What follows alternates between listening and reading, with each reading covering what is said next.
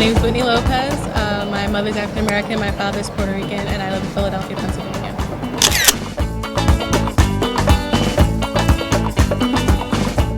One of my cousins, she didn't know that there were Latinos as dark as me, my sister, my grandmother and stuff, because she's from the side of family who's lighter and her dad was black. So when she met, she was like, I thought I was the only one. I was like, oh, sweetie, you got a lot of learning to do because you are not the only one. I was like, and when you talk about black, you're not even close. Like, there are some that are much, much darker than you. And it almost builds this level of insecurity in people, that color issue. Your father's Puerto Rican, your mother's Afro-American. How did you navigate those two ethnicities? Like when I was a child, like it wasn't something that I thought about. It was something that other people pointed out to me.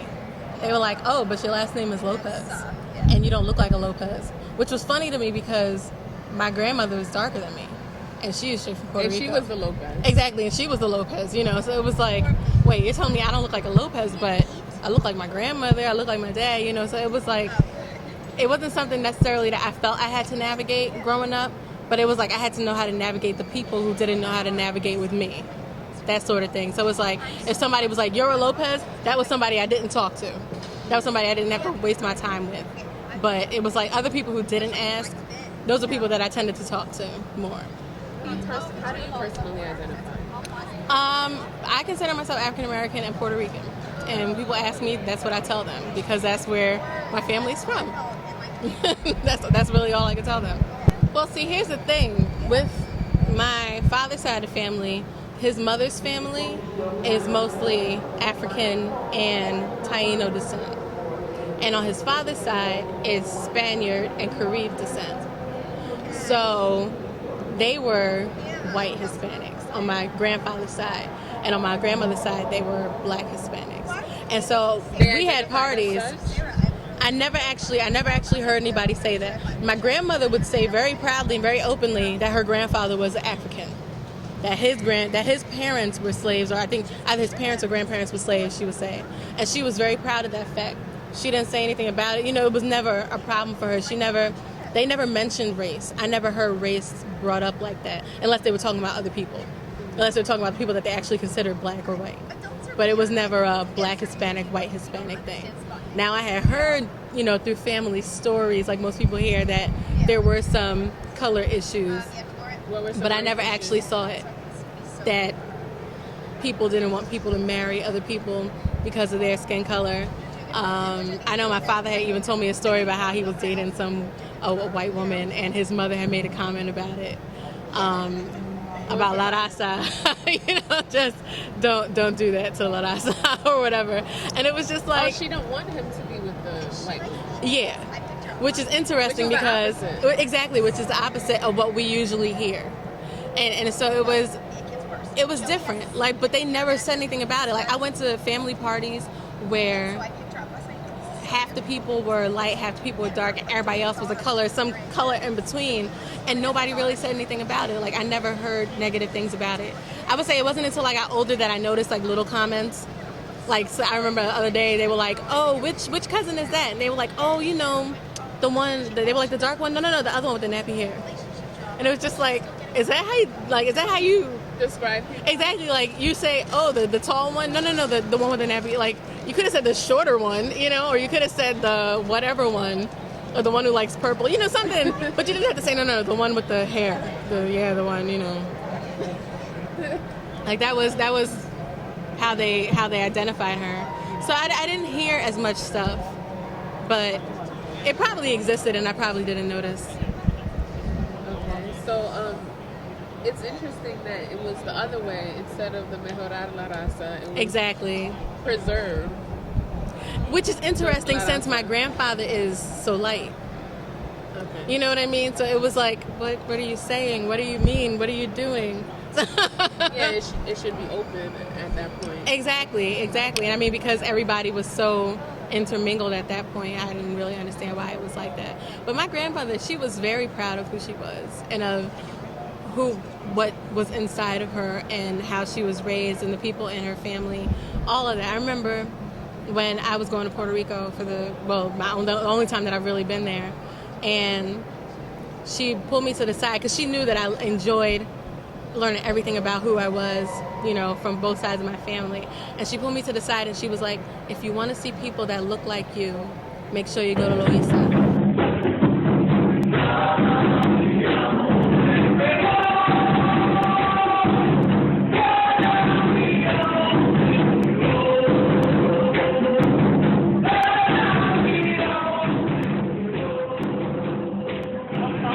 En general, cuando uno dice negro es como mal, pero en Loiza es...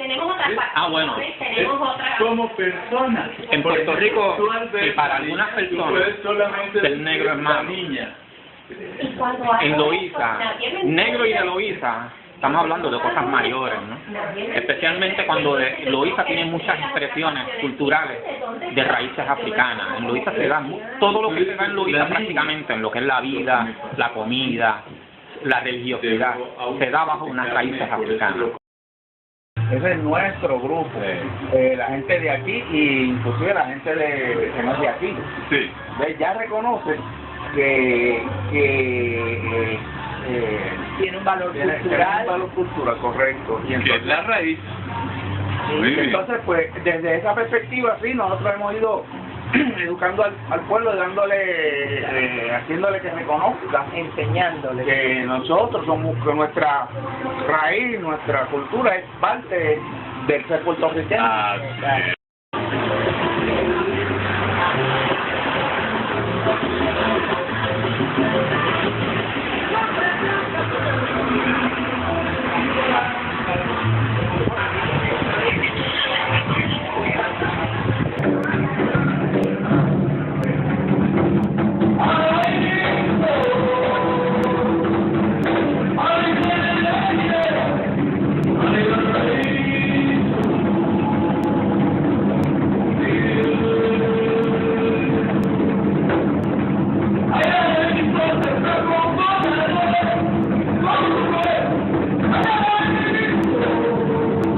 De Loiza viene de una mujer que se llamaba Luisa. En tiempo de cuando vinieron a colonizar, los que colonizaron en Puerto Rico, cuando llegaron a esta área encontraron que el cacique en vez de un hombre era una mujer, se llamaba Luisa y de ahí viene el nombre Loiza.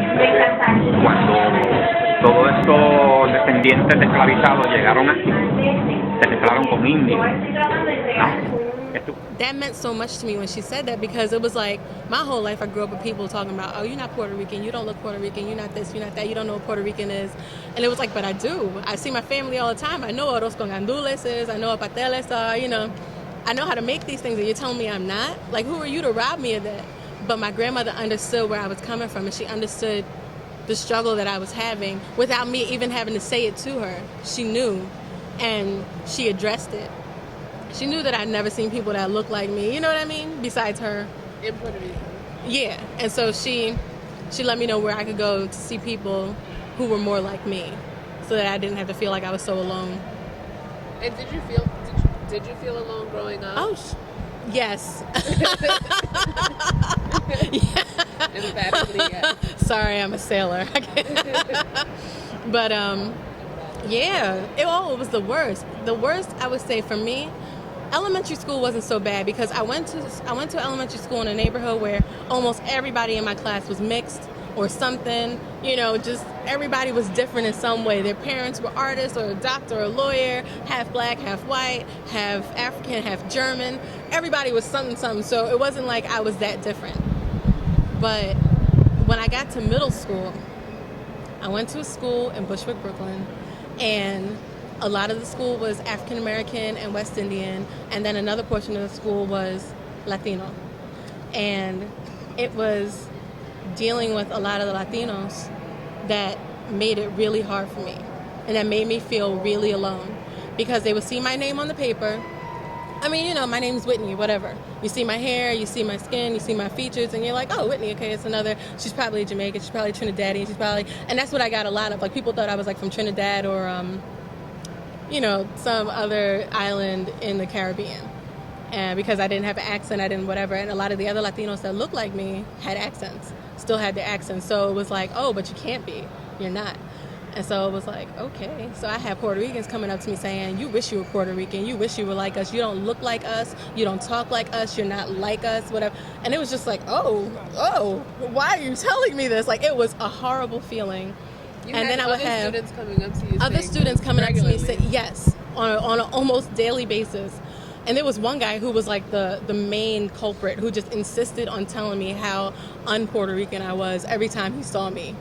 And it was funny because he was darker than me, but his hair was straight. And so it was like, oh, so is that how we're doing it now? Because your hair is straight and mine isn't, like I can fix that. I can, I can straighten it out, whatever. Is that what it takes? Exactly. Is that what it takes? And it made me feel so horrible, especially in middle school, because those are those years when you're already awkward and you're trying to figure out who you are, and it wasn't helping any. And I had children who went there who were from the islands who thought that maybe I was an islander too, and they would be like, oh, because we had the aki and the kalaloo, and I didn't know what an aki was, what a kalaloo was, and I was like, my grandmother makes arroz con gandu. Like, I know what those are. I think you guys call them rice and peas. I don't know. I'm sorry. And like, they'd be like, ew, where are you from? And it was like, I'm American. I didn't know what to tell people because like they made me feel so bad about it. And I remember one day, like this girl who was Jamaican and the same boy who was Puerto Rican, who's always telling me nonsense, they were like almost ganging up on me about it. And there were two Puerto Rican girls, I would call them white Puerto Ricans, I guess, because they were very pale, straight hair, who were coming to my rescue. And they were like, we have people in our family who look like everything. Don't you tell her that she's not. Don't you this. They were going off on them. But the whole time, like, I'm just standing there like, because my feelings were hurt. Like, I didn't know how to feel because it was like these black people telling me I'm not black and the Hispanics telling me I'm not Hispanic. And it was like I didn't have any friends who I could relate with like that. And there was one girl I found out one day who was half Dominican and half Puerto Rican, but she was darker, a lot darker than me. And her hair was about the same texture as mine. So when I found out that she was, I was like, oh, so you're like black Hispanic. And she was like, don't tell anybody. Shh, don't talk about it. Don't talk about it. And I was like, she was like, don't tell anyone. She really literally did not want anybody to know because her name didn't say that she was anything.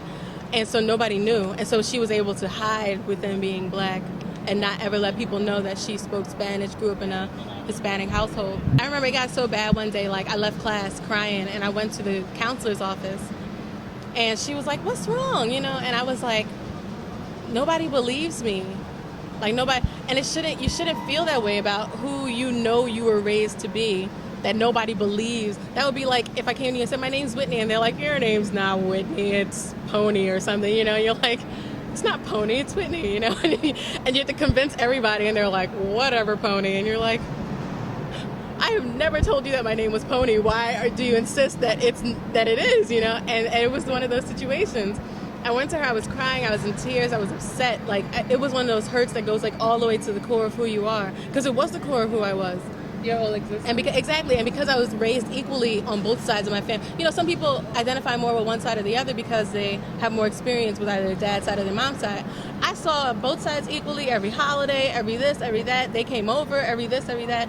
So it wasn't like I had to choose because I saw everyone all the time and I could identify equally with both. But these people around me were making me choose. And I felt that was so unfair. I was crying. I went to the counselor's office. And I told her what was going on and how horrible I felt. And she was like, oh, there are plenty of people from Spanish-speaking countries that look like you and that are like you and that have a similar history to you. Have you ever heard of Arturo Schomburg? And I was like, no. So she was like, well, next month is Black History Month, and I'm going to put up a billboard just for you. And she put up this billboard, like thinking of, I wish I could remember her name so I could find her and thank her for this. But she put up a billboard with nothing but Black Hispanics during Black History Month to show the variety of what they've done and the breadth and width of how great the accomplishments were that they've had.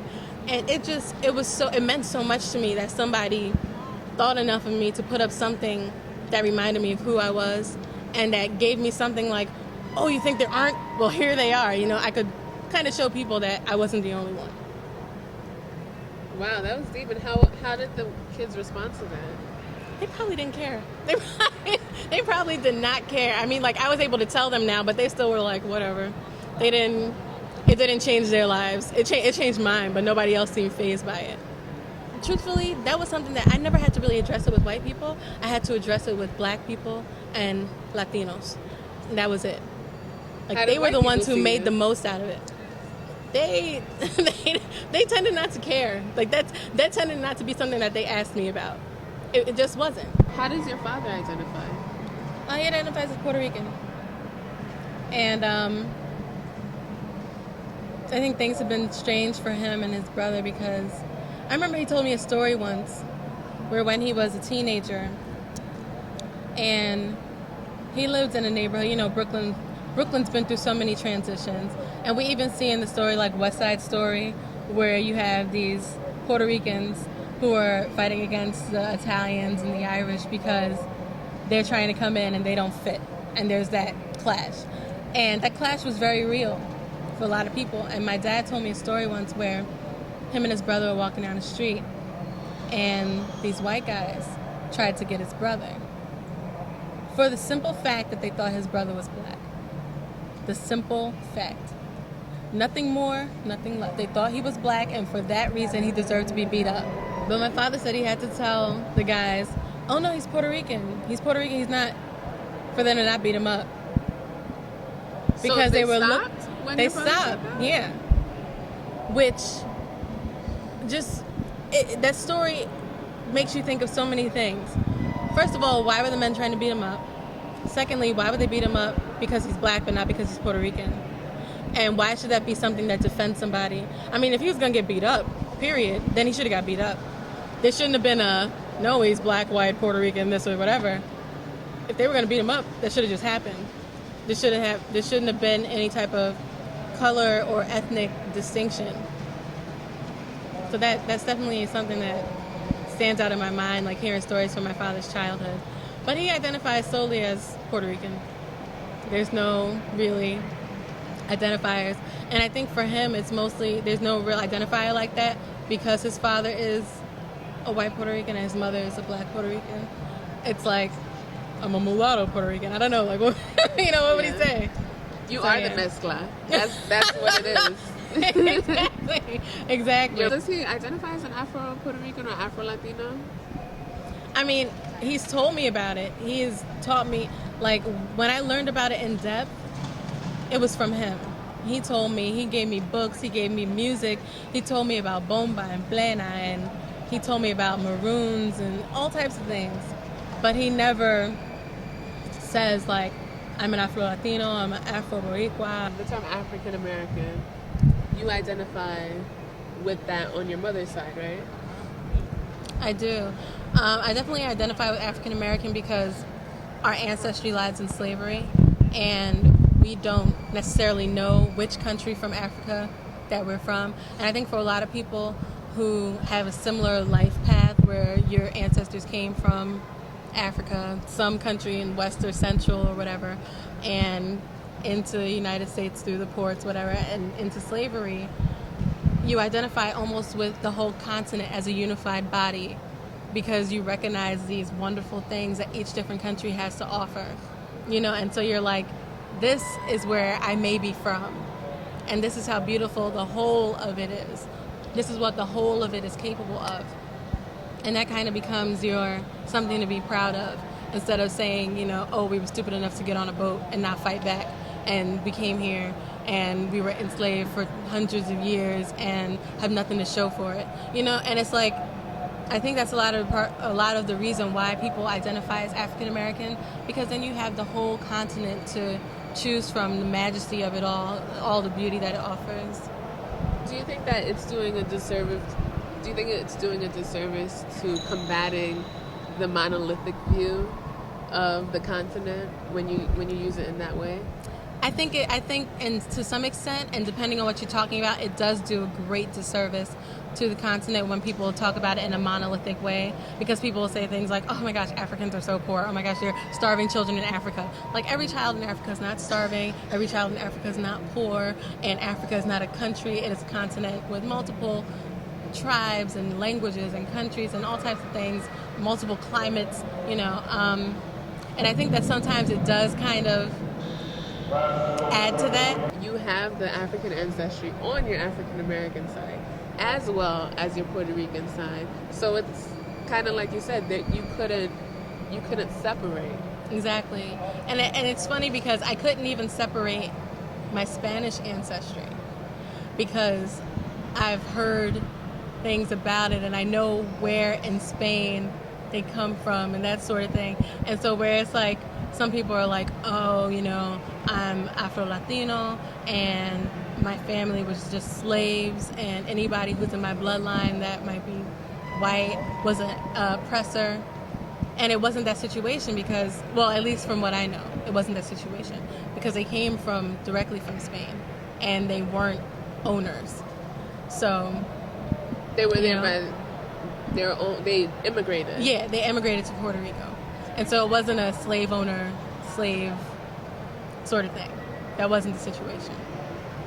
So they immigrated, they fell in love, they made kids, so on and so forth. Yeah. So it's different in that way. Exactly. However, you did say that your grandmother had ancestry from enslaved Africans on the island. Yes. How does that work into, I guess, the fabric of your family? Truthfully, I really don't know. Because nobody talks about it. Nobody talks about it. And a lot of people, a lot of my family members, they don't really bring that up. They act almost like that didn't happen or like it doesn't exist. It's never a topic of conversation. Or if it is, or if I mention anything about it, it's with a huff and an eye roll that people, oh, well, yeah, there's got to be something in there somewhere. I even had a family member say something like, I'm so tired of Puerto Ricans talking about there's black in them and this and that, and that's not even how it goes. The only reason that some Puerto Ricans are dark or their hair is curly is because of the climate down there. I almost died with laughter. I almost did. Almost. I was real close to dying with laughter. Because I was just like, how could you not? Member? Exactly. It was a family member, first of all. And their mother was a very brown woman with hair like mine. with the coarsest, most bushy hair. And it was just like, you really believe what you just said, right? And another thing that I noticed is that, or they'll say, well, that's because of the Taino. And it's like, oh, you mean all the ones who died when Columbus came with his... Are those the people you're talking about? Because the last time I checked, there were like 5 left after, after the... And it's like, that's something that a lot of people don't want to admit for some reason.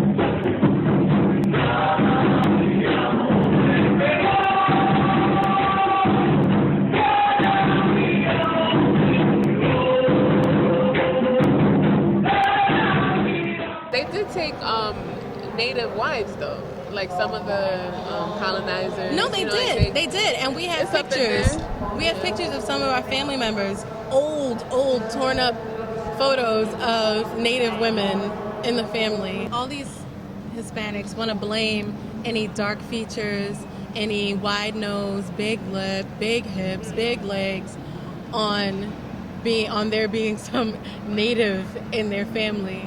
And it's like, knowing the features that come with each group, like, I mean, as part of what I study in like archaeology, anthropology, you see how features change and evolve and how certain features do often belong to a certain group, certain skeletal structure, everything. And it's like that skeletal structure, that bone structure, those features do not belong to that group. Like, I'm not stupid, I'm not, And so people will be like, oh yeah, because she's got, Taino or Caribe, and that's why her skin is so dark, and that's why, whatever. And it's like, no, you will use any reason, oh, Sancochal Indio, and all this is like, no, you are not a burnt Indian. Just say your great-great-great-grandfather was an African slave. There's nothing wrong with it. And do you think it stems from being ashamed that something is wrong? I think that it definitely does. I mean, when you look for a figure to look up to in your life, You don't look for the person who's constantly beat down, the person who's constantly spat upon, the person who's constantly put down. You look for somebody who's an upstanding citizen who can uphold, things for themselves, or who managed to escape, or whatever it was. You look for somebody who's brave or strong, or your impression of what a person should be. And because black people in the history of the world, because even when you think of like untouchables in India, people were darker, and those were the people that were often mistreated and often misrepresented. And so you don't want to look back in your history and say, that's a part of me. That's why I am who I am today. You don't want to look back and say, oh, that person who was beaten, that person who was hung, that person who was this is me. Nobody wants to say that. Nobody wants to embrace the fact that that's part of who they are. We want to look back and say, we were strapping, we were strong, we were conquistadors, and we came here, and we were natives who fought off the conquistadors with our bows and arrows, and we were this.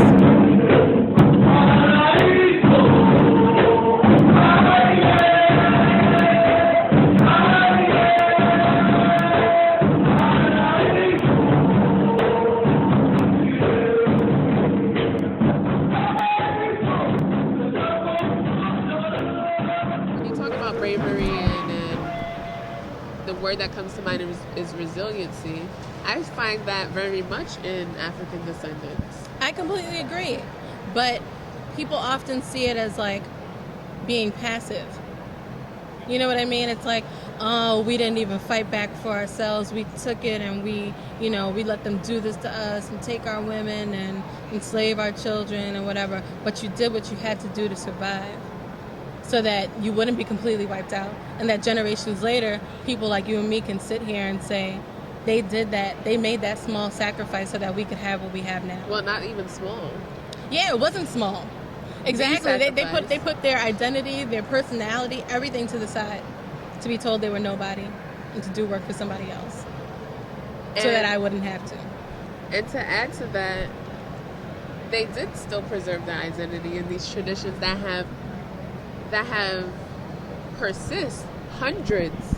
We're talking hundreds. Yep. Centuries later, you still find these influences. How did that happen? How can that be? If these people are so downtrodden, how can their traditions still persist in all parts of the world in 2012 when they were taken out of their country in the 15th century, 16th, I think it had a lot to do with what they call like syncretism, where you hide things behind other things. Like in Syncretism.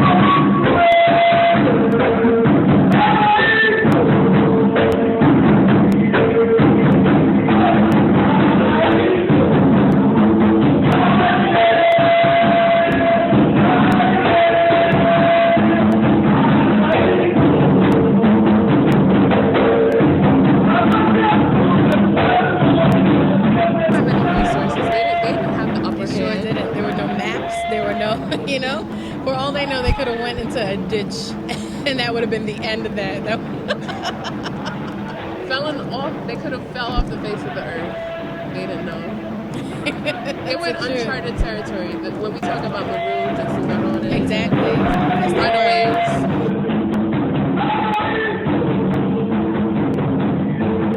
I don't find anything but resiliency in the maroon history of Latin. It's true. I completely agree. I completely agree. To run to the hills or to the jungle of a place that you've never been before, and they're gonna say, "Oh, but Africans are from the jungle anyway." No, they're not. They are not. They are not all from the jungle. They do not swing from trees. They do not do. You know what I mean? So it's not like, just because two places have a jungle doesn't mean that the same animals are there, the same plant life is there, the same anything is there. So even if there were apples there, maybe they'd never seen an apple before and they didn't know if it was edible. You don't know if you're going to find food that you can eat. You don't know if a river runs through there, salt water, fresh water, whatever it is. They have to find these things. And that's an amazing thing that blows my mind. And that a lot of these places still survive, even until more recent times. Because a lot of these places still don't have paved roads, still don't have running water, still don't have electricity. And it's almost like the government of a lot of these places wants to punish the people. Like, well, you guys wanted to run away and start your own colony. Go ahead, do it. You're there. Look, at got your own colony. Yep. And it's like, go ahead, do your own thing. Yeah. And because you want that, we're not going to pave your roads. We're not going to give you electricity. You don't need toilets that flush. Your kids don't need vaccinations. And that's how it goes for a lot of them. And it's sad. And I think a huge issue with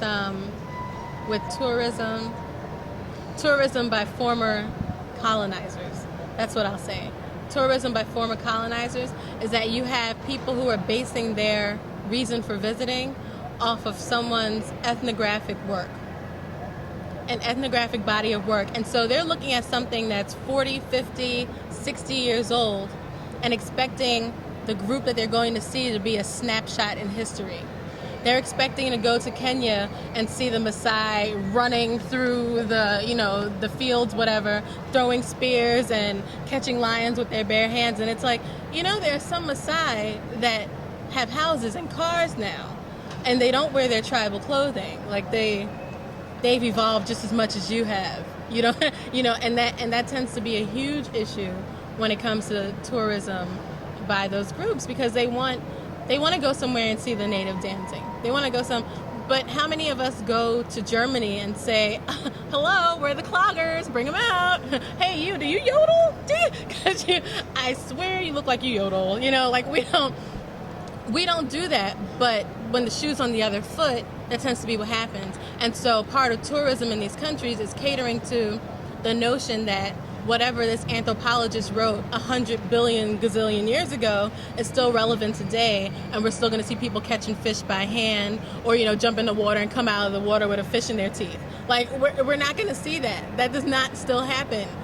Fishing rods exist, and they can they do have the internet, and they can order it from America if they want, or order it from whatever the next country over if they want a fishing rod. They don't have to do those things, but they do it to appease the appetite of the tourists. Or, it is integral in, when we're talking about that, we do have to not acknowledge that some of these things are integral in their traditional way of life. In their, No, definitely. Like some people, just like we have chose to acknowledge who we are and our identity, for some people, because it's their identity, they hold on to it.